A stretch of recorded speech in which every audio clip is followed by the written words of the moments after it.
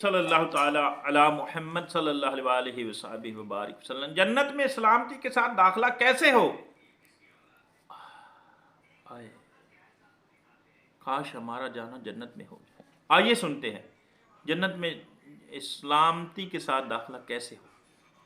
حدیث پاک میں ہے کہ اے لوگو اسلام شائع کرو، یعنی عام کرو، اور کھانا کھلاؤ، اور رشتہ داروں سے نیک سلوک کرو، اور رات میں نماز پڑھو جب لوگ سو جاتے ہوں، سلامتی کے ساتھ جنت میں داخل کر دیجیے گا۔ سنا، سمجھ آئی بات کی؟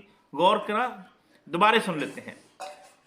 اے لوگو اسلام کو عام کرو، اور کھانا کھلاؤ، اور رشتہ داروں سے نیک سلوک کرو، اور رات میں نماز پڑھو جب لوگ سو گئے ہوں، سلامتی کے ساتھ جنت میں داخل ہو جاؤ۔